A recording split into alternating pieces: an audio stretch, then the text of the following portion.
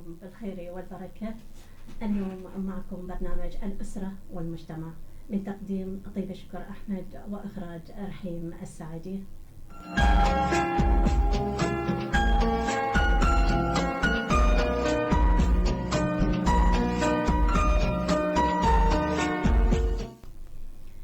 اليوم ضيفنا المحامي الدكتور سلمان الشمران. أهلا وسهلا بك دكتور.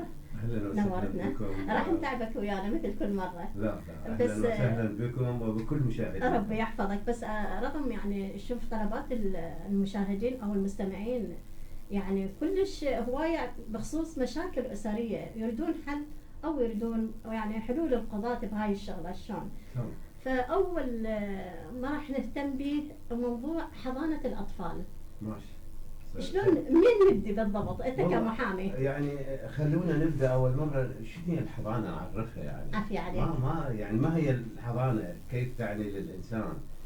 الحضانه حسب ما جاء تعريفها على لسان اللغه العربيه والاصطلاح والفقهاء والعلماء الذين والباحثين الذين يسبقونا بهذا المجال فنعرفها تعريفات عديدة، تعريف لغوي، تعريف اصطلاحي، وتعريف فقهي. يعني السادة علماء الفقه يعني قالوا فيها تعريف معين. إذا نبدأ بتعريف الحضانة، ماذا تعني الحضانة لغة؟ الحضانة تعني هو ضم الشيء إلى الحضن، بمعنى إلى الجنب أو إلى الصدر أو العضدان، هؤلاء عضدان أو ما بينهما. هذا التعريف بشكل موجز اللغوي. هذا أعتقد واضح، يعني ضم الشيء إلى حضنك وتحتضنه.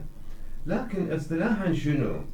اصطلاحا يعني أنه القيام على تربية الطفل والتزام كافة شؤون الطفل من قبل من له حق ذلك شرعا. يعني كيف؟ اكو طفل، هذا الطفل يحتاج الى شؤون مختلفة كرضاعة، تنظيف، طبيب الى اخره، ملبس، مأكل الى اخره. هذا يراد شخص ان يقوم بهذه الاعمال. الذي يقوم بهذه الاعمال يسموه حاضنة، وهذه العملية كلها يسموها الحضانة. حلو. هسه نروح الى علماء الدين، خلينا نمر بيهم نشوف ايش قالوا لنا.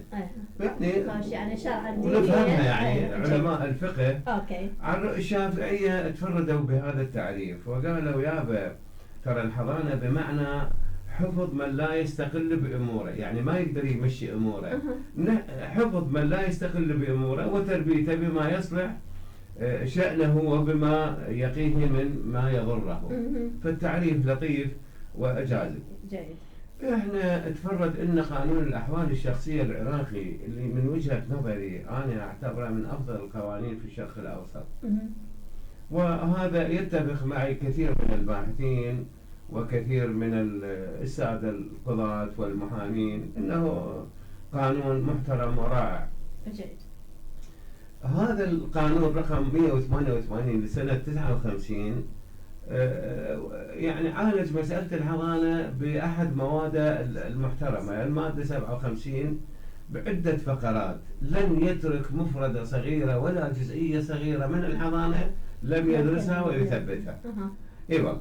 فمثلا هاي المادة تختص بالحضانة فقط. الفقرة الأولى ايش قالت؟ يعني ماذا نصت الفقرة الأولى؟ نصا تماما الأم النسبية. هنا اكو مشكلة، لازم نفهم لغة. الأم النسبية هي الأم التي ترعرع الجنين في أحشائها وغذته من دمائها وثم أنجبته إلى الحياة الخارجية. هذه الأم النسبية. عندنا أكو أم أخرى، أم اعتبارية، أم مربية. صحيح. عندنا يعني أم بالدارج، مرت الأب يسموها أم. صحيح. لا، هو القانون حصر الأم النسبية اللي كان في أحشائها الطفل ثم غذتها من دمائها ثم أخرجتها إلى الوجود. النسبية. أوكي. إيه، هاي يسموها الأم النسبية.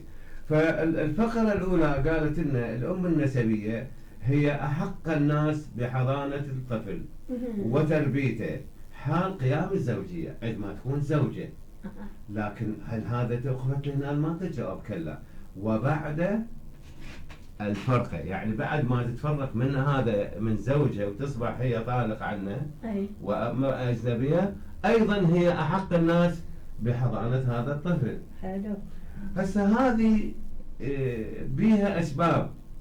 أي. ليش هاي الأم النسبية العلة؟ يعني ليش هاي الأم النسبية هي الأم الأحق من أحق كل الناس، حتى أحق من الأب؟ أي طبعا. يعني العقل يقول لنا لأن هي صاحبة الحق الأول في الحضانة دون الأب وبقية الأقارب، لأنها أشفق الناس، أشفق الناس على هذا الطفل، وأشد الناس حرصا، وأشد الناس حنية عليه، وأشد الناس رعاية له، وهذه حقيقة لا يشك فيها أي عاقل. أحسن، صحيح. هذا عرفنا العلة. هسه هنالك رأيين أو 3 آراء على الأرجح. الرأي الأول يقول الحضانة هي عبارة عن حق للصغير، حق الطفل على أمه، وهذا يترتب عليه إذا حق الطفل على أمه يفترض يجبر أمه. صحيح. وهذا رأي. أكو رأي آخر يقول لا، هو حق للأم، بمعنى إذا صار حق للأم بحضانة الطفل ماذا يعني لنا؟ يعني لنا أنه لا تجبر على حضانته إذا ما ردت تحضنه. هذا رأي. ويعني ويحق لها تتنازل عنها، هي لأن حقها. هذا. لكن هذين الرأيين فيهن نقد وعليهن مثلبة وإلى، لكن هنالك رأي راجح اتبعه الناس منذ الزمن القديم، يعني خلينا ناخذ من عصر صدور الإسلام لحد الآن. الرأي الآخر يقول إن الحضانة هي حق للأم وحق للطفل معا في نفس الوقت، وبالتالي يترتب عليه الآثار. إذا أسقطت الأم حقها في الحضانة، هي حقها، عندها حق، والطفل له حق، يعني الحق متقابل. فالأم بكيفها من حقها تسقط حقها، ولكن لا يجوز لها إسقاط حق الطفل في الحضانة.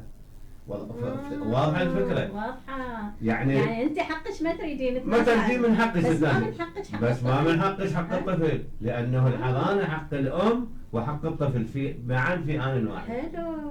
هذا الكلام مو الناس ما تعرفه الناس. صحيح. هذا الكلام ما تعرفه، وهذا هو الرأي الراجح والسائد عبر التاريخ منذ صدور الإسلام إلى الآن. حلو. فرأي جدا محترم. وهنا يعني إذا أسقطت الأم حضانتها بقيت حضانة الطفل وعليه. بناء على هذا الرأي أصبحت عندنا آثار مختلفة أجملناها ب3 آثار. بمعنى الأم تجبر على حضانة الطفل إذا لم يوجد غيرها. يعني شلون؟ هي تنازلت عن حقها ما تريده. إذا وجدت وحدة تحضن الطفل، امرأة تحضن الطفل، خير على خير. لكن إذا ما وجدت تجبر هذه الأم على حضانة هذا الطفل، لأنه تنازلت عن حقها فقط وبقي حضانة الطفل، حضانة حق الطفل. إيه. الرأي الثاني مثلا الأم عندها إشكال مع الزوج اللي هو زوجها، فبضغط أو بأسباب أو شيء إلى آخره، أسباب كثيرة يعني.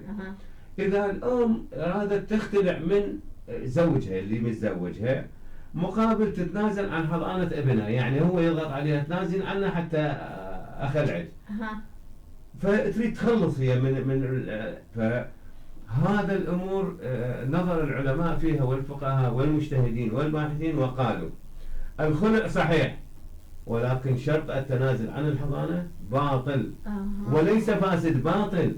لا يجوز تبقى حضانة الطفل إلى أمه. ليش؟ هذا حق الطفل. هذا واحد. والسبب الثاني قلنا هي أشفق الناس وأشد الناس حنانا عليه وأكثر الناس رعاية له. صحيح. ليش؟ هي الأم. مهما اختلفت الأمور ومهما اختلفت الظروف. صحيح. زين. هذا الرأي، هذا الأثر الثالث. الأثر الثالث السبق الأم ما لا يعني ليس للأم أن تصالح زوجها على ترك الحضانة، ما يحق لها، ولكن يحق لها أن تتنازل عن أجرة الحضانة، عن دين النفقة، هذا من حقها ما له علاقة به، ولكن لها أن تصالح على أجرة الحضانة. ليش؟ لأنه حقها خالص لها.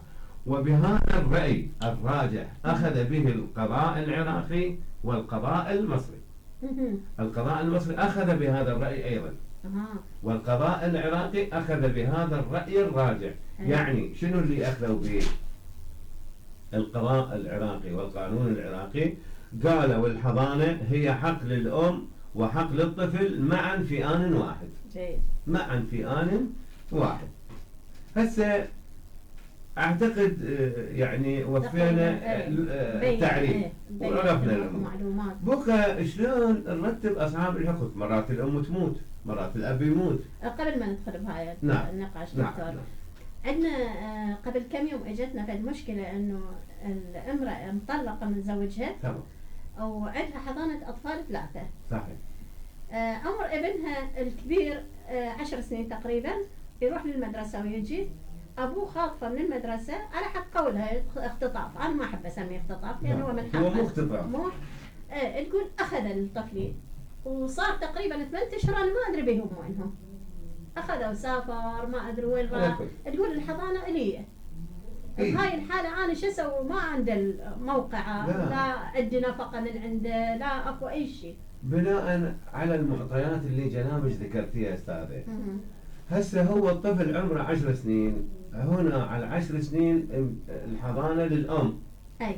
اذا اتم العاشره ولديها قرار حضانه وليس تأييد حضانه، اكو فرق بين تأييد الحضانة وقرار الحضانة. أكيد. شنو الفرق هذا؟ خلينا نوضح للناس.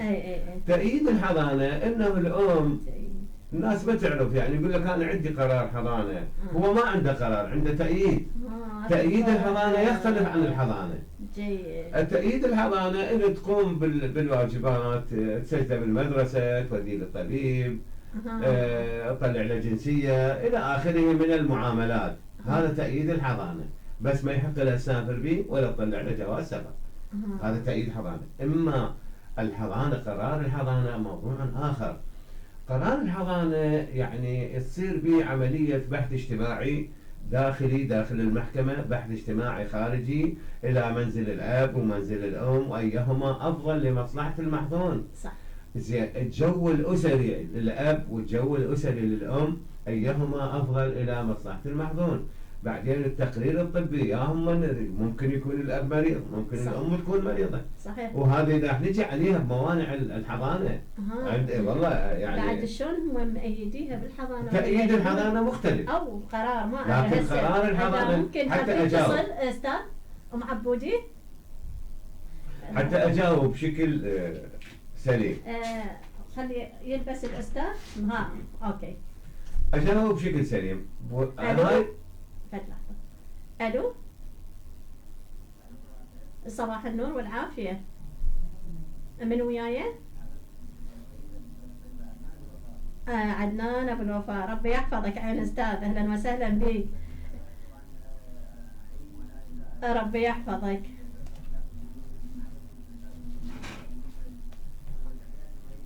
أستاذ الدكتور سلمان شمران، أهلا وسهلا بك دكتور. تحيات أني تفضل. شنو عندك سؤال؟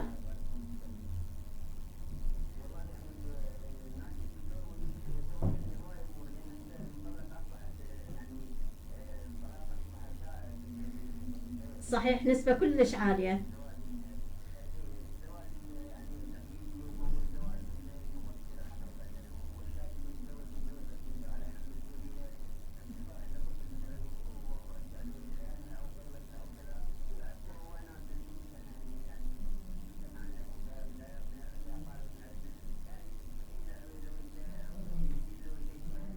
صحيح.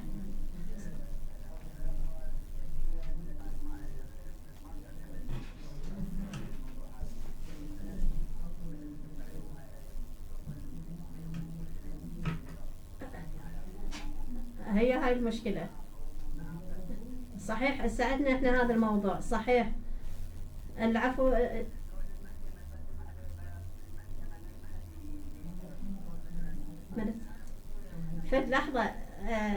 فد لحظة عيني عدنان.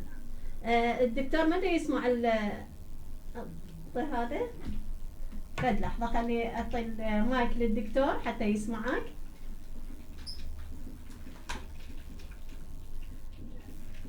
تفضل استاذ عدنان ابو الوفاء. تسمع؟ اهلا وسهلا. يلا اتكلم ويا المحامي سلمان شمران.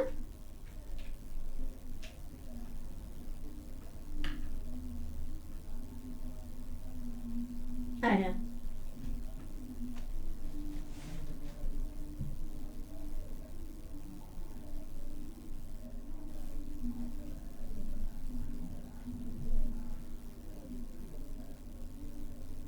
يلا.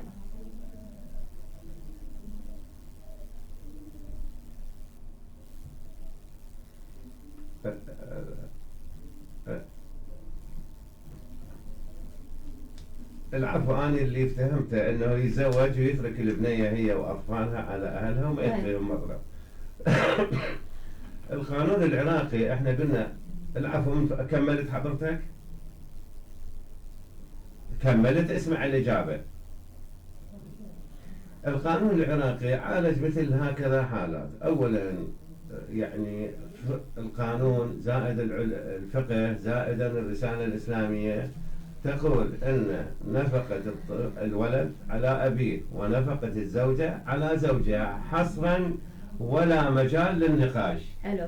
هذا واحد. القانون العراقي ألزم أنه الزوجة تقيم دعوة على زوجها تقول يا بتركني أنا وأطفالي بدون نفقة بدون معين شرعي، والمحكمة تفرض لها بالجلسة الأولى نفقة مؤقتة قابلة للتنفيذ، تأخذها تروح تنفذ عليه. بعدين تصدر المحكمة قرارها بمقدار النفقة حسب مقدرته المالية وحسب موارده. يعني شنو هي موارده؟ لأنه الإنسان مع جل الاحترام للجميع، الإنسان الطبيب موارده المالية غير سائق سيارة، يعني كل واحد يختلف.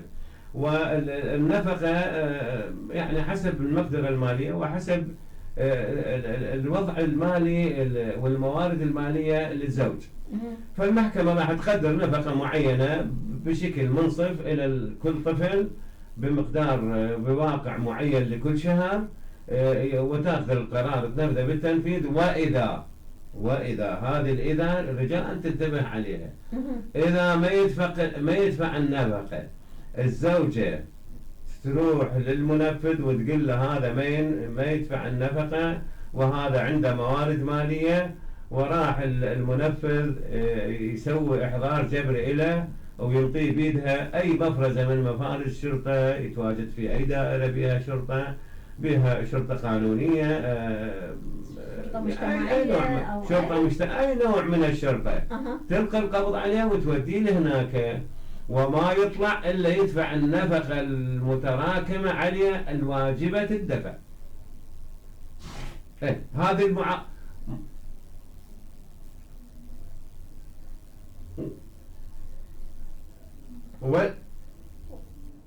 ما واحد. أستاذ الفاضل، خل أتصرف وياك ضمن هذا، يعني أجاوبك في شيء على هذا. أولا نفقة المعسر، ماذا يعني لنا المعسر؟ يعني الإنسان الذي لا يستطيع العمل بسبب إعاقة، هذا معسر. إما اللي جسمه وكامل صحته وكامل قواه وما هو ما يشتغل قاضيها نوم بالبيت، هذا ليست معسر، وإنما هذا متمارض لا يعمل لكي يعيش، وإنما اتكال على الآخرين. بالك يا مستار. فنفقة المعسر اللي جسمه وقواه البدنية ما تساعد على العمل 100,000 دينار. هكذا هذا مبدأ من مبادئ القضاء العراقي،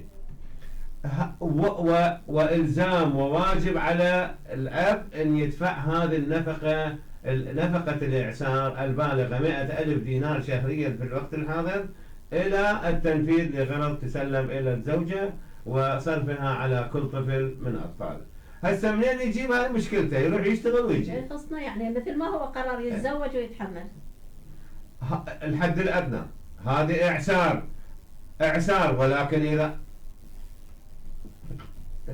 300,000 هكذا رتبها المجتمع ورتبها القانون ورتبها الباحثين، وهذا أقل نفقة للطفل. يعني أنت أكيد سيادتك الكريمة عندك أطفال، يعني بين ملبس، بين مأكل، بين سكن، بين كهرباء، بين طبيب، بين حفاضات إلى آخره من الاحتياجات، تكفي 100,000 للواحد؟ رحم الله والديك. فإحنا قلنا هاي نفقة إعسار. هي المصيبة يعني أستاذ عدنان، هو لما نتزوج يعني ما كان عنده إمكانية إنه يتزوج، شلون انطيته مرة لعد لما هيك؟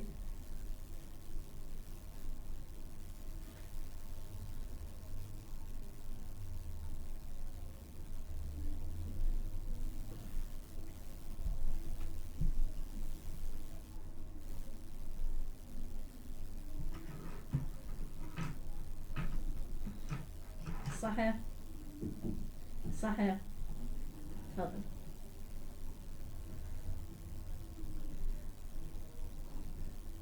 اسمع جواب. تسمحي لي ست أجاوب الأخ الكريم؟ تفضل أستاذ. حبيب عيوني، أولا المشكلة أنت تتحمل جزء من المسؤولية. ليش؟ السبب لأنه سيادتك المحترمة عندما إجوا، هاي افتراض هي بنتك أو بنتي، ما عندي مشكلة، راح نحكي بصورة عامة يعني، بس هو الموضوع عام يعني ما يخص حضرتك. الأب عندما إجوا الناس يخطب بالك يمي، الأب عندما إجوا الناس يخطبون كريمته، شو اسمها؟ كريمته. شو اسمها؟ كريمته. عليه أن يبحث ويكلف نفسه ويفتر له يومين ثلاثة، يسأل عن قيم ومبادئ وأخلاق المتقدم. إذا إلى عمله إيش يشتغل، يسأل أهله عمي هذا إيش يشتغل. إذا هو ما يشتغل وانطون بنية، معذرة وأنا أعتذر، هذا فرض وليس حقيقة. صح. وإذا الأب بس يزوجها حتى ما يصير، هذا المسؤولية تقع على الأب. هذه واحد. اثنين، القانون ما عفاري أنه هو يدعي ما عنده كروة، هسه عنده كروة ما عنده كروة، هذا موضوع مشكلته. وإنما القانون رتب ترتيب عليه إلزام نفقة على أطفاله، وهذا الإلزام القانون قال نحضره جبرا ويدفعهن، إذا ما يدفعهن نحطه بالحبس لما يدفع نفقة الأطفال كاملة. هي الأطفال والزوجة، مو بس الأطفال، حتى الزوجة. إذا إحنا نتلاعب بالقانون وما ننفذها براحتنا، براحتكم يعني، مو تقصير القانون، تقصير المجتمع. فالناس أنا أنصح جميع الإخوان، وتقدرون تأخذون تليفوني من الأستاذ المخرج بعد الحلقة إن شاء الله. هذا الكلام غير سليم. أي واحد ما يدفع نفقة إلى أطفاله وإلى زوجته، القانون العراقي رتب دفعه جبرا وحبسه لحين دفع النفقة. العفو دكتور، حتى إذا كانت غير مطلقة لهم نفقة الأطفال. بالتأكيد. مو شرط ألا ترى مطلقة وتأخذون النفقة. بالتأكيد، مطلقة أو غير مطلقة، الأطفال لهم نفقة. إما الزوجة نفقتها تقف لحد الطلاق، بعد الطلاق 3 أشهر يسميها القانون نفقة العدة، ومعروفة لدى الجميع نفقة العدة 3 قروء. هم ألزم القانون، ألزم الزوج الطليق أن يدفعها. تسلم عيني، شكرا جزيلا على المكالمة عيني. عندنا شوية ضغط وراك حبيبي أستاذ عدنان، وإن شاء الله نوافيكم إن شاء الله، ربي يحفظك. ممنونة عيني. فاصل ونواصل.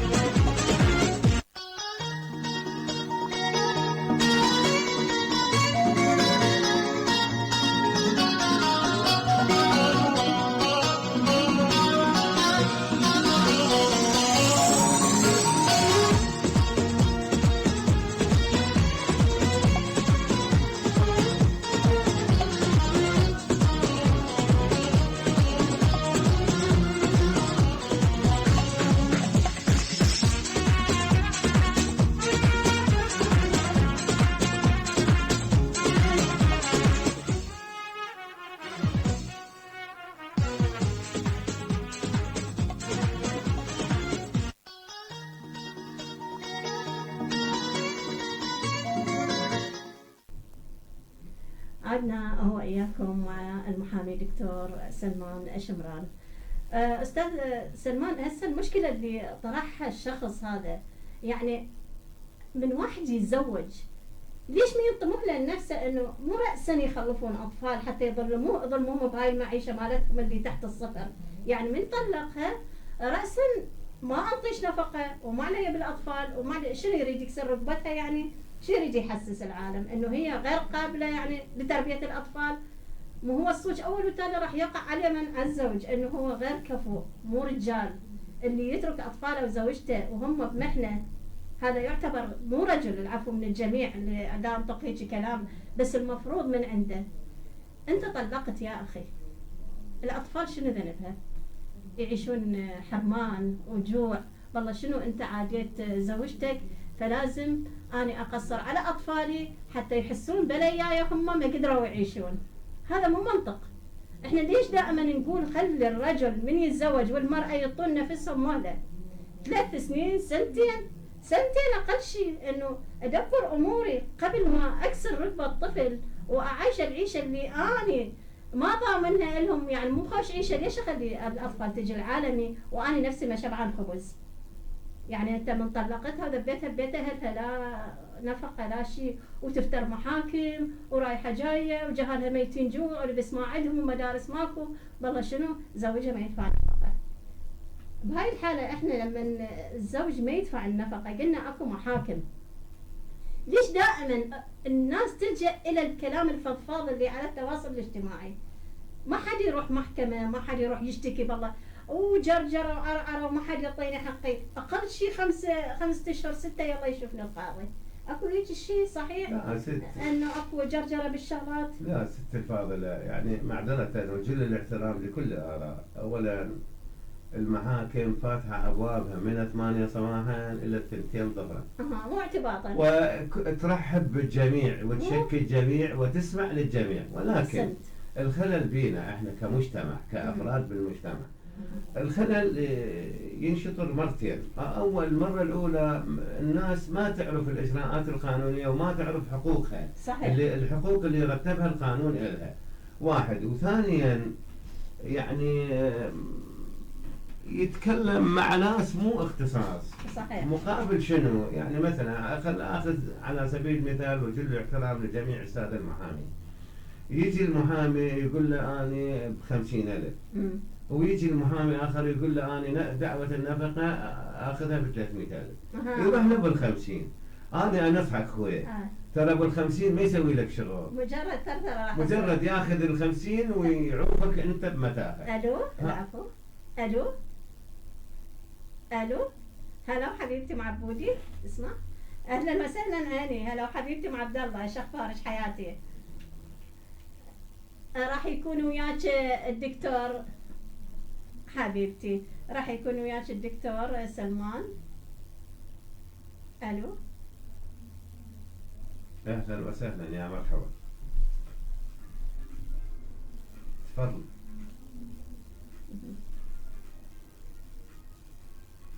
نعم تفضلي سيد. نعم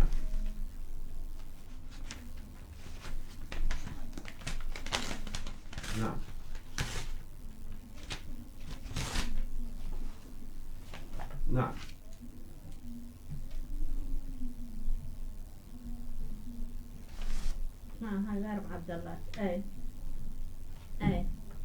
اها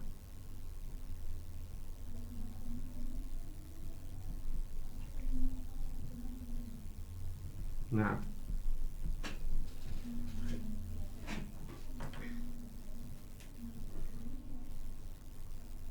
ماشي، حياك الله سيد، اسمع الإجابة إن شاء الله.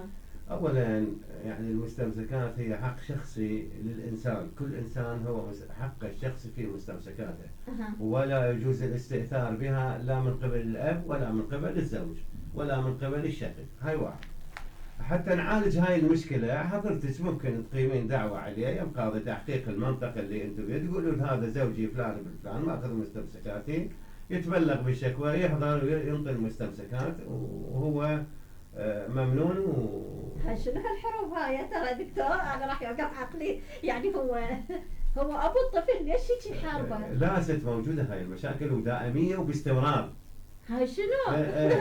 لأنه يريد يتهرب، ما ينطي، ما يريد يعيش ابنه، ولا يريد يعيش زوجته اللي هي كانت يعني كان بينه وبينها اقتران روحي. هذا الاقتران الروحي ما احترمه الناس، ما تحترمه. يعني هي ما عندها حتى بيان؟ لا بس أنا خل أجاوبها يعني. هذا بخصوص المستمسكات مالتك، والحالة ما قدرت تسوين هذا الشيء الآتي.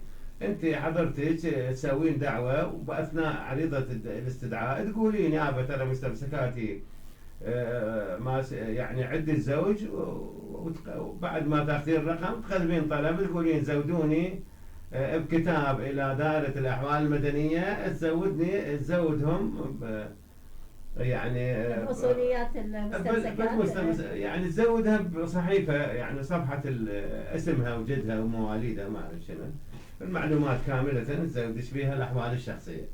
وبالنسبة للطفل تروحين، العفو ست، تروحين تاخذين كتاب إلى الولادات والبيان، البيان الولادات والوفيات، ينطوش بيان للولد إذا ما عنده، وإذا عنده جنسية هم راح الأحوال المدنية يجاوبون عليه.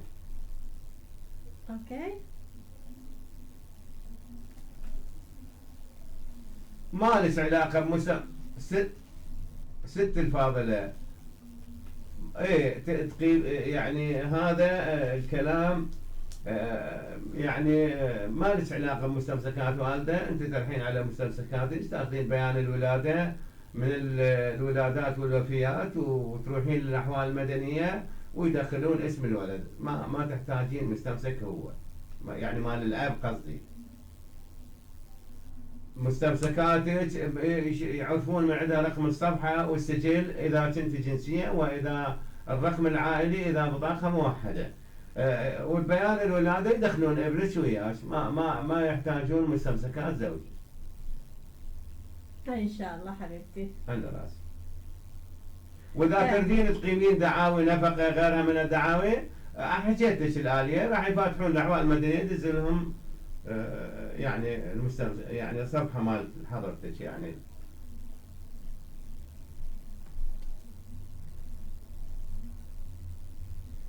زين انتوا العاد حليتوا جزء يعني لا عشائريا يعني. والطفل شلون؟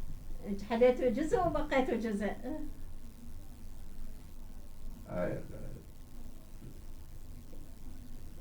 زين. ومن منو اللي يقدر مقدار النفقة للطفل؟ منو اللي يقدرها يا خبير يا محكمة؟ ما هذا الكلام يا ست الفاضلة. يعني يفترض اكو خبير يعرف ما هي احتياجات الطفل. قانونا لازم تصير هذه الشغله. يعني يحتاج حليب، يحتاج طبيب، يحتاج ملابس، يحتاج حفاضات، هاي كلها تنحسب لازم. ايش كثر احتياجه، مقدرة ابوه يقدر يغطيها لو لا، ابوه عنده موارد عالية لو لا، لو ابوه فقير. ايه وهذا وانت هذا الاتفاق العشائري جل الاحترام له، ولكن في اي وقت تقدرين تراجعين المحكمة وتاخذين النفقة الملائمة مع موارد زوجك او طليقك، ما اعرف يعني، يعني موافقة الى موارده، زنقين ام فقير، وتاخذين بغض النظر عن الاتفاق العشائري. هاي كارثة والله العظيم، يعني كلها توقع براس الأطفال. شكرا حبيبتي على اتصالك، ممتنة منك جدا، ربي يحفظك. أي اتصال عندكم أو أي مشكلة تواجهوها معانا حتى يحلها الدكتور ما دام موجود ومتفضل علينا اليوم وموجود. إذا عندكم مشكلة حاولوا الاتصال بالأرقام التالية اللي موجودة عبر الشاشة، وراح يقدم لكم النصيحة قانونا. دكتور، بالنسبة للأطفال هاي اللي تروح بالرجلين، يعني ما ادري شنو القصه. يعني انت اب، تعرف شنو يعني اب؟ انت اب، شلون تخلي الطفل بدون هويه؟ تريد تدخله حضانه، تريد تدخله مدرسه، تمرض اسم الله صار بيه شيء، من يدخله للمستشفى بدون مستمسكات؟ اذا كانت حالته يعني خطره بديك الساعه يخابروك وانت ما تجاوب، تتعزز عليهم وما تريد تعطي هويه. هذا اذا صار بيه شيء شلون راح تقدر تحكي ويا نفسك؟ شلون تقدر تسامح نفسك على هذا الشيء؟ والله اتعجب ليش من يتطلقون يصيرون اعداء.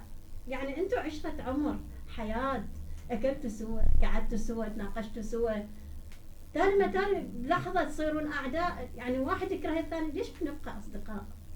ليش بنبقى متواصلين؟ حتى اطفالنا يشوفونا، يعني احنا ما فد وجه يعني عداوة بيناتنا، نخلي الطريق مالتنا مفتوح، شو وقت ما يجي اهلا وسهلا، يفوت يتغدى ويا اطفاله. ليش العالم الغربي يشوفهم هاي ترى السلوكيات عندهم كلش هوايه، محترمين الدين ومحترمين المجتمع، ليش احنا هالعداء؟ يا ست الفاضلة تسمحي لي والله يا ريت. أولا هو مسألة الزواج يعني هو ما هي فلسفة وما هي معنى الزواج. أنا أعتقد سابقا عرفت عقد الزواج هنا حلقة بإذاعتكم، أعتقد عقد الزواج. اي فعقد الزواج عندما عرفناه قلنا هو يعني اقتران رجل بامرأة للتكوين أسرة. صح. أنت حبيبي تاج راسي إذا ما عندك استعداد لتكوين أسرة لا تتزوج. ليش اجيت أصلا؟ ليش هذا واحد. إيه؟ اثنين، بالنسبة للزوجة يا أخي العزيز، أنا معذرة أنا يعني أنصح الشباب. صح. أنت عندما اختاريت زوجة إلك، هذه الزوجة أصبح توافق واقتران روحي. أول مرة أنت اقترنت روحا، يعني أنت اقتنعت بها وشفتها واقتنعت بشكلها وبجسمها وبشعرها وبأخلاقها وبقيمها وبمبادئها وبعملها وكل الأشياء، اقتنعت عن قناعة وارتبطت روحيا بها. وبعدين هذا الاقتران الروحي والارتباط الروحي نتج عنه اقتران جسدي. طيب انت عندما يحصل هذا الاقتران، والله شي يقول لنا سكن وخلقنا لكم من انفسكم ازواجا لتسكنوا اليها. السكينه لا تتوفر اخواني الاعزاء، اني شويه عمري اكثر من عندكم يعني واعتذر. لا تسكن الروح الا مع الزوجه، هي الحبيبه وهي الراقيه وهي ذات الكلام الطيب والمعسول، وهي اللي تسوي لك الطعام وملابسك، وهاي الخدمه ترى مو سهله يعني. لا والله مو سهله. فارجوكم الاحتفاظ بها والاحتفاظ بهذا السكن اللي لا تسكن ولا تهدأ روحك ونفسك الا مع الزوجه. فارجوكم رجاء احترموا الزوجات. نعم قد يجوز هنالك اخطاء، ولكن انت بفكرك بوعيك بمبادئك بعلمك تقدر هذه الاخطاء تعالجها وتمشي الامور بشكل سليم. واحنا يعني بالمقابل حتى الزوجه من نحكي وياها نقول لها يا اختي هذا عالمك الخاص، يعني مثل ما انت صرتي عالمه هو عالمك. نستقبل اتصال. الو الو الو حبيبي. الو ماما. هلا وحياتي. هلا يا امي. اهلا صباح الخير. عليكم السلام والرحمه. اهلا وسهلا حبيبتي. من وياي؟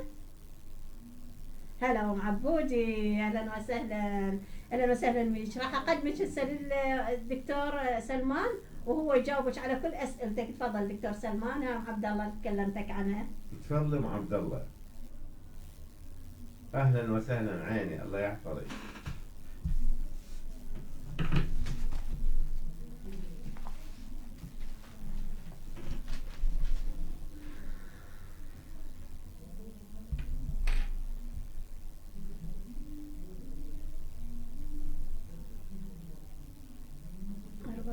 خمسة.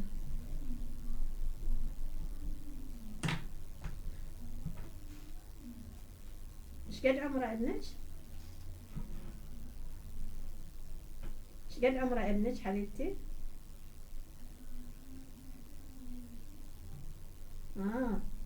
2009.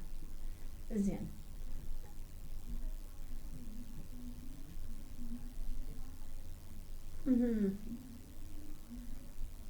هو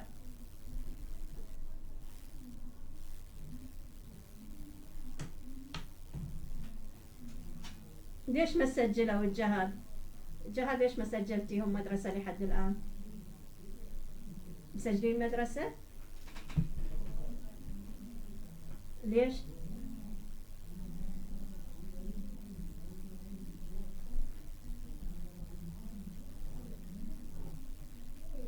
ليش السبب؟ ليش السبب؟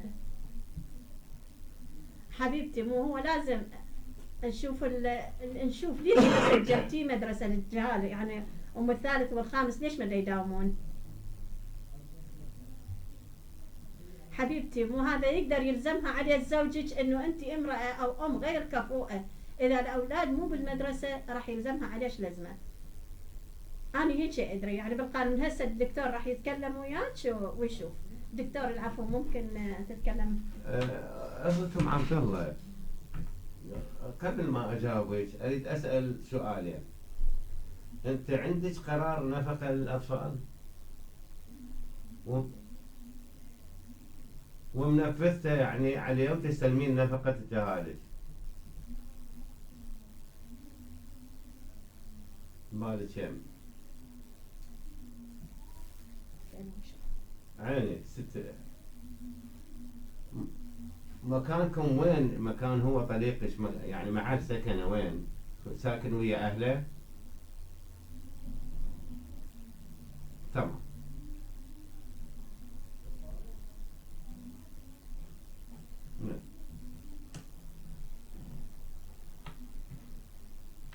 إيه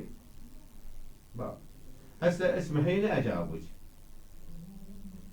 أولا حضرتك تقولين خطف طليقي خطف ابني، هذه أترجاك العبارة يعني لا تعيديها، لأن هو الولي الجبري يعني ما يحتاج حتى وكالة أن يكون بمكان ابنه، يعني هو ولي جبري فهو مو خطف وإنما هو أخذ.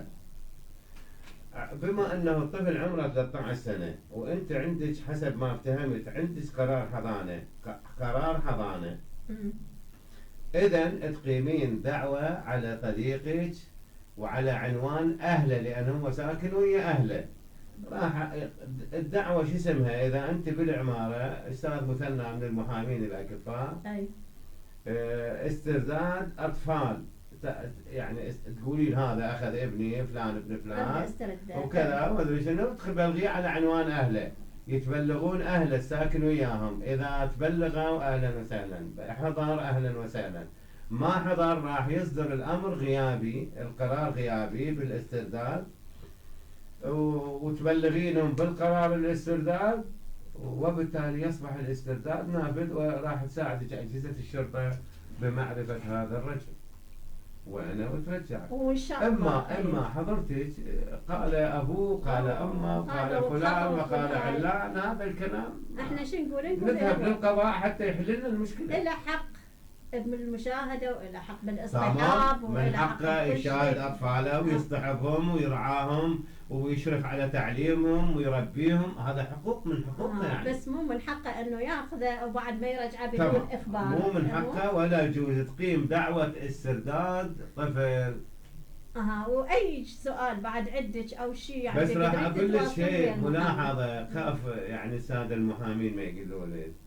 بما انه الطفل عمره 13 سنة قرار الحضانة اللي عندك يحتاج له يعني استمرار الحضانة، لأن من 10 إلى 15 سنة يصير، من 10 سنوات إلى 15 سنة يصير يعني تأييد استمرار الحضانة للأم. نعتبرها شلون تأييد استمرار. ممكن ياخذ الأب إذا هي فقدت شرط من شروط الحضانة. بس سمعين احتمال إذا هو يرفع عليك قضية مرة الثانية احتمال ياخذه من عندك لأنه من حقه. احنا حتى لا وليكن ست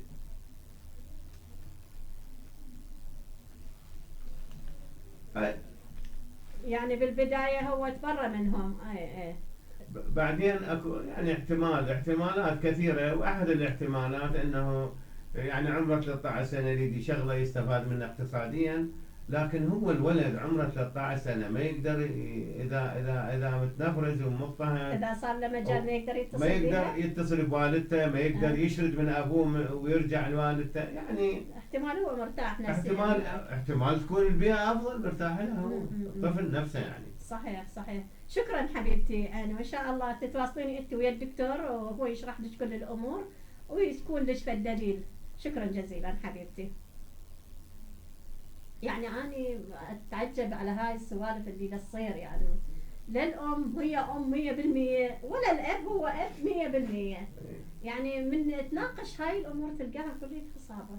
أستاذ إحنا هسه بدنا نحكي بهاي المشاكل يعني. خطر ببالي هسه بذهني إنه المشاكل اللي تصير بالمحاكم أكثر شيء. شنو توقعاتك بما إنه أنت دائما بهذا الجو؟ إيه إحنا الآن أكو مشكلة مزدوجة اللي هي مشكلة الطلاق. مشكلة بأعداد كبيرة كلش كبيرة. الأسباب بصورة عامة الأسباب يعني أنا حسب رأيي واجتهادي الشخصي إنه الأسباب عندما يقدمون الشباب على الزواج يعني يعتقدوه مجرد اتصال جسمي ومجرد وقت وله وسرعة. لا، والبنيات الإناث هم نفس الشيء يعتقد. ولكن في فهمي أنا أنه الزواج هو اقتران وارتباط نفسي وارتباط روحي وارتباط جسدي وتحمل مسؤولية للإنفاق على الزوجة وعلى الأطفال. صح. وتأمينهم سكن وتأمين ملابس وتأمين طعام وتأمين طبيب وإلى آخره.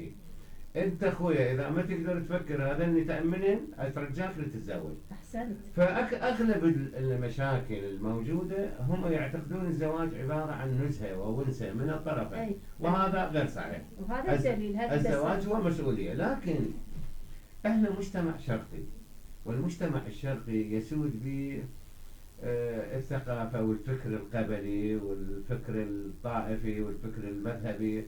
هذا مذهب فلاني، هذه هم يعني ما أقول سبب ولكن لها أثر بالتفكير. الآن أكو شيء يعني وسائل التواصل الاجتماعي وصلت عندنا، وممكن أي إنسان من عندنا يستخدم تليفونه للتواصل الاجتماعي والاطلاع على منشورات الآخرين، وعلاقات تصير يعني علاقات بالود، علاقات بالكلام، علاقات بتبادل المعلومات، علاقات بالحلول. المجتمع بعض المجتمع وليس كل المجتمع ما يقبلون أنه الأنثى تراسل شخص آخر غريب. أنا راح أقول لك شيء وهذه جريمة.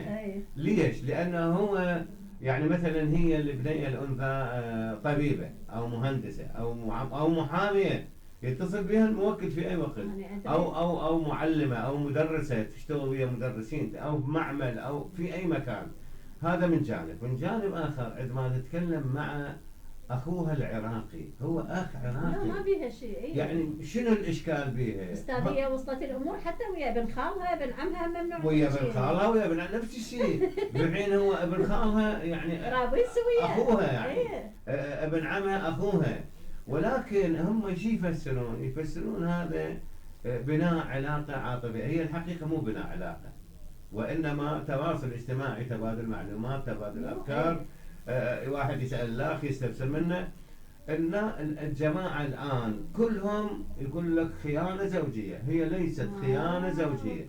الخيانة الزوجية أخواني الأعزاء ليست مراسلة، والخيانة الزوجية ليست تبادل آراء وأفكار، وليست يعني تعليق على منشور. يعني أحد العوائل الكريمة البنية ناشرة منشور لطيف، معلق لها أحد الأساتذة اللي يعرفها كان مدرسها. شعدش وياه سووها طلابة عليها يعني ما هو أستاذها درسها يعني. فهذا الفكر الموجود بالمجتمع هو فكر غير سليم. أنا رأيي وجهة نظري يعني، وهذا رأيي الشخصي. صحيح. ومو عند كل العوائل، لا عند البعض. صحيح.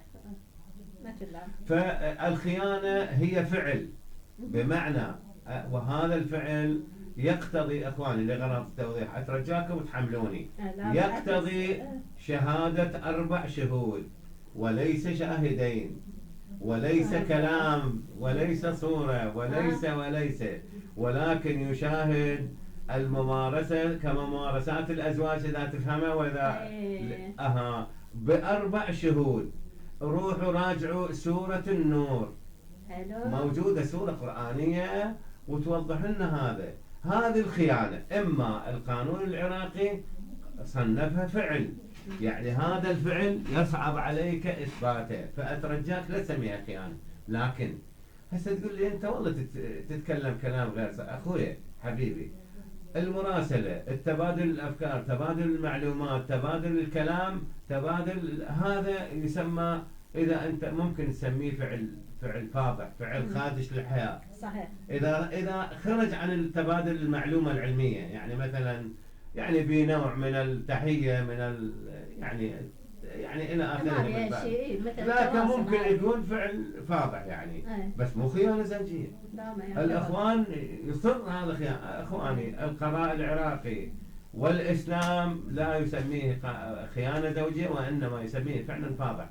الخيانة الزوجية في القرآن الكريم ب4 شهود كدخول المرود في العين مرود المكحل. العفو أستاذ، بالنسبة إذا كان أكو الزوج عنده فيديو لخيانة الزوجة، يعني نفرض إنه هو أجبرها حتى يصورها أو صارت في الشغلة، هذا يمشي لو هم ينهل 4 شهود. شوف ست الفاضلة، أنا أحد الأشياء اللي شفتها يعني زوج مصور زوجته أثناء علاقتهم الزوجية في غرفتهم ويبتزها. هو زوج. هو زوج. يعني اكو هالشغلات والله. هو زوج. يعني احنا معقوله اكو جهل لهالدرجه واصل انه هو انت تغار عليها شلون تصورها؟ راح اقول لك دعوه غريبه. شيء ما يشبه شيء. عنده 5 أطفال من زوجته. اي. الدعوه محكمه الاعمال الشخصيه بمدينه الصدر. اي. يدعي 4 ليست اولاد. مو مالات. والولد الخامس ابنه. يا بني خويا ليش؟ يشبهون. يقول لي أندولا ما يشبهوني. مع ذلك احنا والله يعني استقبلنا الدعوه برحمه الصدر، قلنا يا محكمه، ويا المحكمه ادرى بالاجراءات، دزوهم لتطابق الانسجه والديانه، طلعوا 4 اولاده. وهو مصر لحد الان مو اولاد. يعني هو ما يعرف انه مرات النسل يوصل 7 جد، يعني الشبه مال بيبيته. احنا حتى مرات عندنا العشائر، يعني احنا اهلنا بالجنوب من يطلع عندهم شخص حلو يقول ايوه هذا على بيبيته لما فاتونا البريطانيين. الانجليز. نعم تمام، هذا الكلام يعني طالع حلو يقول على اجداده. يعني انتوا وين وصلتوا؟ يعني انت تعرف زوجتك وواثق من عندها، بعدين هذا الشك اصلا حرام، يعني ماكو داعي ظلمها للمراه، ظلم نفسه، هذا ظلم اطفاله، ظلم نفسه والله يسأله ويحاسبه. واطفاله هاي شو اللي ذنب؟ انا نصيحتي اذا تختلف مع زوجتك والخلل بزوجتك، روح الاهل قول لهم عمي دكتور خوش بنيه واحسن بنيه، انا الخلل بي انا ما اقدر استمر بحياتي وياها، هذه حقوقها، هاي اثاثها خل تاخذين، وهذا مهرا مؤجل. وين تلقاها؟ انا نصيحتي هاي ما تلقى. وانا قسما بالله انا محامي اكثر من 20 سنه، واذا لا سامح الله ولو يعني اذا حصل اتكلم هذا الكلام مع الاهل، مع نسامتي اهلي يعني. والنعم منك والله العظيم، مو قدامك استاذ. بس هي المشكله مرات يقول لك طلعت من ماعونها ما ادري شنو، اكو مثل يعني من قد ما المشاكل نشوفها. اخواني الاعزاء، هلا بزوجاتكم، هلا ببناتكم. وانا هم قلت خواتي الزوجات هلا بازواجكم. اي حملوهم انحياديين وساعديه على الظرف الصعب. يعني مرات ما عنده فلوس تجبري لها السلام اجل. اي بنتي والله مو شرط ترى الانسان يعني الا فلوس الا ماده، لا مرات كلمه. اي ترى سيدنا محمد عليه الصلاه والسلام افضل الصلاه والسلام عليه اخر كلام يقوله يوصيكم بالاضعفين، والاضعفين هو المراه يا عيني شوف شلون يعني هذا الحبيب، حبيب الباري عز وجل، حبيب الله. فدوى قلبك. يعني فد موضوع كل شيق اللي طرحه عليكم، خاصة شغلة النفقة اللي الأغلبية دا يحجون بها إنه هي صعبة وكذا، وضحها الدكتور وقال لكم إنه بس امشوا بها بالمحاكم بسرعة راح يطلعوا لكم إياها. بأول جلسة تطلب من القاضي نفقة مؤقتة يصدر لك، ما يقول لك لا، هكذا القانون رتب، القانون مو متفضل عليه. لا تسمعون الشغلات السلبية اللي تأخر من راحتكم للقانون، وتظنون واحد يشمر على باقي حكي وسوالف، لا أخصمها على السريع، أخذ القانون بيني وبينه. يابا هيك السالفه، اطفاله اروح اخذ ليش كم واحد من الخيرين، اذا تحسين اكو ناس خيرين وهو يسمع الكلام اروح اقول له هاي اطفالك، مستحيل انت اب يعني وتخليهم يجوعون. يعني احنا قبل الشخص يقولون عليه رجل اذا كان قائم بزوجته واطفاله، هسه ليش اول ما يبدا عادي زوجته واطفاله؟ مو لهالدرجه، احنا ما توصل بينا هيك، يعني احنا عندنا عقائد وعشائر، والعالم تضرب بينا المثل بالكرم والطيبة، وتجين من نباوع على مشاكلنا كلها. العفو منك استاذ تافهه تعتبر. انا بالنسبه يعني لي جدا بسيطة ما تستوجب، يعني مو مشكلة. يعني حتى اذا ما عنده على حكايتك اروح يعني اقولها يا بنت الحلال، احنا دخلنا بالحلال وطلعنا بالحلال. خلاص انا ما عندي امكانيه، انطيني كم يوم الم روحي اشوف لي وظيفه واجيب لك من هالعين على هالعين. بغض النظر عن الوظيفة، الناس اكو شباب انا اشوفهم يبيع ماي، يبيع سجاير، يبيع بصل، يعني المهم يدبر عيشته. اقعدها اجار اخاف عليها. زين انت مو تخاف عليها وتغار عليها؟ شنو هو اللي تغير ام جهالك بعدي ام جهالك؟ اخذ لها بيت اجار من هذا. اكو ترى اجارات كلش رخيصه. هسه عندنا المناطق اللي احنا ساكنين بيها والله ده توصل 250 و300. اخذ لي بيت حتى اصغر من عندها غرفه واحده الم ام جهالي، ما خليها هيك بالشوارع. هسه ام عبد الله اللي اتصلت بينا خطيه حتى مريضه عندها اعصابها توقف ما تقدر تشتغل. بس عيب عليها هو يعني، أي عيب يعني على طريقها يعني. هو انا متعجبه شلون انت تعوف اطفالك يمها وهي تعبانه نفسيا وجسديا.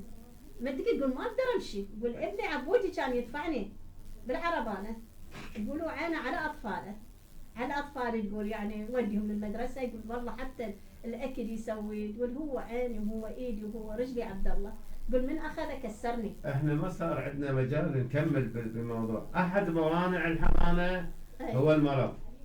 شوف اي هو احد موانع الحضانه. من قلتها انت. اكو موانع عديده بس واحد منها انا اقول لك استاذ هي قالت شمرهم بالشارع وانا خذيتهم. اي نعم. هو ما يعني هو معذره وجل الاحترام له ما يصلح اب.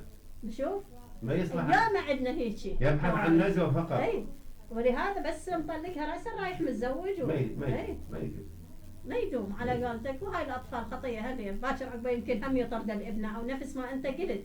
ولو انا ما اريد اكون سلبيه يعني واتهم الاب بدون ما اسمعه مثل ما سمعت. هو لازم نسمع من عنده. يلا انا هم قلت له وذيك الحلقه اللي قبلها سويت له دعوه وقلت له اريد اسمعك مثل ما سمعت معبودي اريد اسمعك. خليه يتصل. مو اي فنك اتصل.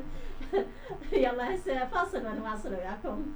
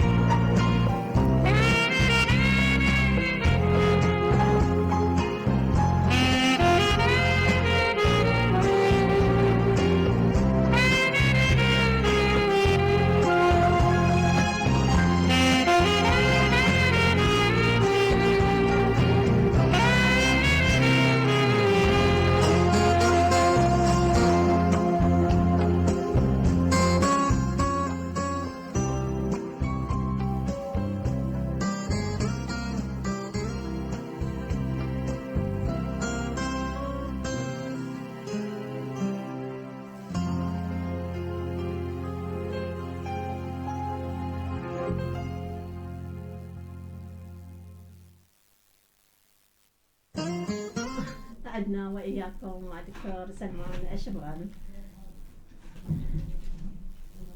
أي دكتور نكمل بالنسبة للشكاوي اللي تجي عبر المحاكم على إنه هذه خيانة وهي مو خيانة أصلاً ما تعتبر خيانة.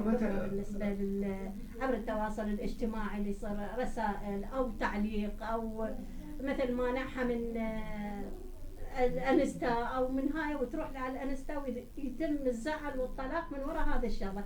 واهم شيء يقول نفس الشيء، يقول خيانه، يقول تخوني تحكي ويا فلان وقولها مثلا لا تضيفي ولد تضيف ولد، يعني هاي هم يعتبرها خيانه لا بالنسبه استاذ، لك؟ القانون ما يعتبرها خيانه، يعتبرها اذا شافها كلام غير سليم، غير حشاش، غير مؤدب، يسميها فعل فاضح، حتى ما يعتبر يعني حتى ما يعتبر فعل فاضح. لا، مو مرات يجيبون، انا من خلال الدعاوي نشوف صور يعني. يعني مثلا مثلا صور نقول مثلا الولد نازع قميصه يعني مثلا او هي اللي بملابسها الداخليه يعني يجوز يعني هذه فعل فاضح او فعل خارجي الى اخره. القانون العراقي التواصل الاجتماعي يعني اغلبه يعتبره ما يعتبره خيانه زوجيه. الخيانه الزوجيه فعل، يعني فعل لازم ممارسه الازواج وبشهود اربعه. هكذا الفقه والقانون هو بكيفه، بس الفكر الاجتماعي يعني ما واصل الى الفهم القراني السليم والايمان بكل الاحكام القرانيه. هذا نلقاه بسوره النور، يعني سوره النور يقول 4 شهور. صح. بالنسبه للحضانه دكتور، مثلا انا اطلب حضانه اولادي، يعني محكمة تحكم لازم الا يكون عندي بيت، الا يكون عندي مثلا ظرف يسمح انه اعيش اولادي. مثلا انا ما عندي لا بيت ولا عندي راتب ولا اقدر اعيشهم، بس اريدهم اطفالي، حتى لو اموت من الجوع خليهم يموتون من الجوع وياي. هذا منطقنا احنا، مجتمعنا بالعراق، انا احكي لك اياها. تقول انا هذول اولادي اريدهم، اموت من الجوع ما اموت من الجوع، المهم اريد اخلص من الزوج واخلص اطفالي لان دائما يضربنا ويأذينا. هاي الحالة شو تسوي؟ أجاوب أستاذ. إحنا قلنا الحضانة الأم النسبية أحق الناس، حتى لو ما عندها أحق الناس. ولكن إحنا عندنا يعني موضوع آخر ضمن يعني عالج القانون، مكان الحضانة. مكان الحضانة الحقيقة هو عندما تكون الأم حاضنة مكانها بيت الزوجية إذا كانت بالزوجية، يعني الزوجية قائمة. إذا بيت الزوجية إذا كانت طليقة وفي العدة، يعني أكو طلاق رجعي بعدها بالعدة في بيت الزوجية، وبعد العدة يكون بيت أهلها. حلها القانون، وهذه المادة 57 على 3. حلو. القانون يعني ما عندنا، لكن الإشكال وين؟ هو مكان أهلها وين ساكنين. إذا كانوا لازم نفس البلد يعني مثلا خلينا ناخذ مثال لغرض التوعية. إذا كانوا ببغداد يجب أن يكون الأب ببغداد والأم ببغداد. إذا مو ببغداد نفس الحالة، بس ليش يعني مثلا يعني حتى الأب يشرف على رعايتهم وتربيتهم وتعليمهم بدون مشقة. وين هذا؟ يا ريت هو سنة نحكي في الموضوع. هذه المكان تروح عند أهلها، لكن تصير دراسة إذا حضانة وليس تأييد حضانة. أغلب الناس تأييد الحضانة يسميه حضانة، لا تختلف الحالة. الحضانة تصير دراسة البحث الاجتماعي الخارجي، يطلعون الباحث يطلع على بيت الزوجة وبيت الزوج، أيهما أفضل؟ بيت الزوج الأم لو بيت أهل الأم لو بيت الأب، أيهما أفضل وأيهما أصلح؟ ليش ست الفاضلة؟ لأن الحضانة تدور أصلا وعدما مع مصلحة المحضون. صحيح. نعم هي أحق، الأم أحق أسبقية، ولكن بعض الأحيان هالمادة أيضا عالجت موانع الحضانة. بعض الأحيان الأم ما تصلح. أي فعلا. أكو شروط الحضانة وأكو موانع. إذا توفر فقدت شرط من شروط الحضانة ما تصبح حاضنة، تروح للأب. إذا الأب ما يريدهم راح يبقون يمهم. إذا الأب ما يريدهم أيضا القانون عالج، ما ترك سائب الحالة ولا يقول سيبوا الأطفال. شلون بعد؟ الدولة العراقية وهذا القانون قديم. يعني أكو ناس يقول لك قديم ومو زين. بالعكس إحنا البركة أرقى القوانين. هذا القانون حدد وفق المادة 57 يقول إذا الأب ما يصلح والأم ما تصلح يدزوهم إلى دور الحضانة الخاصة بالدولة. ليش أحسن؟ أطفالكم يروحون. يعني المحكمة صلاحية توديهم المن تودعهم دور الحضانة مال الدولة. والدولة ودار الحضانة هي اللي تحضنهم وتربيهم وتنشئهم وتعلمهم وإلى آخره. أستاذ يقول لا يجوز للأم أن تتنازل عن نفقة أولادها لأنها حق خاص بهم والأب ملزم بالإنفاق عليهم. تمام. يعني إذا مثلا الأم تقول أنا ما أريد من عنده كل شيء، لا أنا ولا الأولاد، ليش؟ بس خلي يطلقني، لا. كل شيء ما أريد. يقول لك هذا حقهم الخاص ما يجوز. هذا حقهم وليس حقها. يعني ولا يحق لا زين. هاي الحالة راح يتفق وياها الأب. وإذا اتفق يقول لها قولي دا يعطيني نفقة وهو ما دا ينطيهم. هذا إذا تريد تكذب على المحكمة براحتك. تكذب عادي بس أخلص من عندك. مع جل الاعتراف. أنت خلصة من القيمة دعوة نفقة. لا شنو ذنبهم ذول أخطأ يا زين أنت هذا حقك عفتي هذول الشغل. استاذة من حقها نفقتها ما تريدها حقها. ما تريدها إيه. هذا حقها. بس مو من حقها. وتصالح عليها وتتنازل من عندها من حقها، ولكن للأطفال لا. لكن أكفت مسألة خلينا نوضحها. حسب ما افتهمت من سؤال حضرتك. إذا هي اتفقت معه أنه ما أريد نفقة لا لي ولا أطفالي بس طلقني. خلينا نقول مخالعة. خلص. فالمخالعة تصح. والشرط يبطل هذا قلناه. والشرط يبطل. فتقيم ورا ما يطلقها تقيم دعوة نفقة. يعني عبارة ما تمس الأطفال الخلع يعني لا بس هي تتنازل من حقوقها من حقها. تتنازل من نفقة من آثاث من مال، المهم تتنازل شيء. القانون قال حتى تخلص نفسها، يعني تفدي شيء من حقوقها تبادل به حتى تخلص نفسها من ظلم الزوج. أي أنا أنطيك أبذل لك، إحنا نسميه بذل، أبذل لك النفقات، أبذل لك الآثاث مثلا. أي واحدة من عندهن أو تبذلن كلهن بس أرد أخلص. بس خلصنا صحيح. بس أرد أخلص تبذلن. هاي صايرة هسه يعني عندنا بالعراق مو طبيعية ما تنخلع. بس يعني ضمن فقرة الطلاق يعني إحنا ضمن هالموضوع هذا. هو يعني حق الطلاق وحق والعصمة وعقدة فك عقدة الزواج بيد الزوج.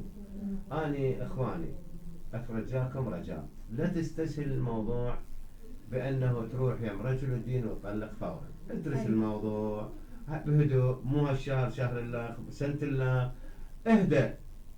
ترى اللي ينصحك يقول لك روح يم رجل الدين وطلق زوجتك والله ما يرعى مصلحتك. أنا رأيي اهدأ على كيفك، يلا تتخذ القرار. نعم أنت العقدة بيدك وأنت الرجل وأنت اللي تتصرف في الموضوع، لكن أترجاك عيد الحسابات أكثر من مرة يعني. أي واحد شوية يبدأ يلا. لأن أكو أطفال تربيتهم رعايتهم تعليمهم ايش راح يطلعون. أنت أكو مشكلة يجوز أنت غيابك عن أطفالك ما يحبوك يقول.